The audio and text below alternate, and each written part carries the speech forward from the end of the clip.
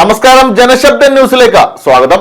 വ്യാജ ഒപ്പിട്ട് വായ്പാ തുക സ്വന്തമാക്കി കുടുംബശ്രീ അംഗങ്ങളെ വഞ്ചിച്ച മല്ലപ്പുഴശ്ശേരി കുടുംബശ്രീ പൊതുസഭയിൽ പ്രതിഷേധം ഇരമ്പി.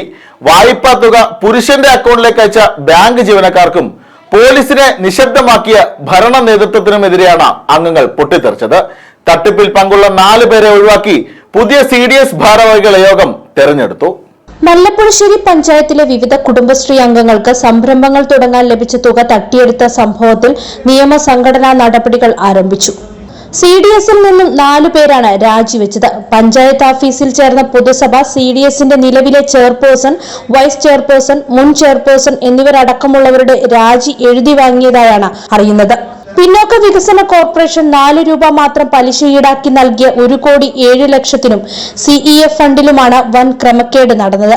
വ്യാജ ഒപ്പുകളിട്ട് തട്ടിപ്പ് നടത്തിയ വാർത്ത ജനശബ്ദമാണ് പുറം ലോകത്തെ അറിയിച്ചത്.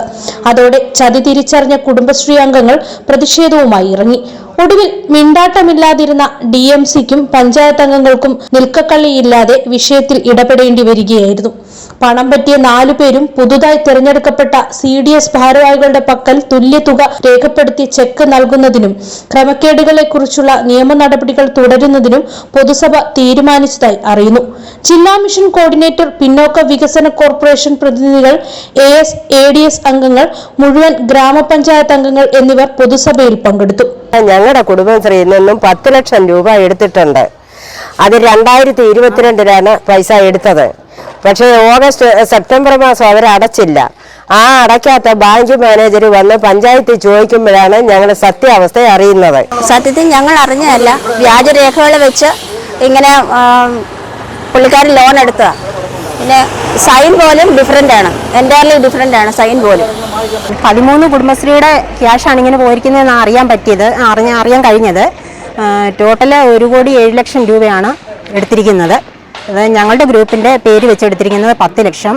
ആ ക്യാഷ് പോയിരിക്കുന്നത് സൂര്യകൃഷ്ണന്റെ ഹസ്ബൻഡ് രാജീവിന്റെ അക്കൗണ്ടിലേക്ക്. കുടുംബശ്രീയിൽ സ്ത്രീകൾ മാത്രമാണുള്ളത്. സ്ത്രീകൾക്ക് ലഭിക്കേണ്ട ലോൺ ഒരു പുരുഷന്റെ അക്കൗണ്ടിലേക്ക് അടയ്ക്കുകയും 13 കുടുംബശ്രീകളുടെ അക്കൗണ്ടിൽ എത്തേണ്ട പണം 3 അക്കൗണ്ടുകളിലേക്ക് അയച്ചു കൊടുക്കുകയും ചെയ്ത ബാങ്ക് ഉദ്യോഗസ്ഥർക്കും ഈ തട്ടിപ്പിൽ പങ്കുള്ളതായി പൊതുസഭയിൽ ആക്ഷേപമുയർന്നു.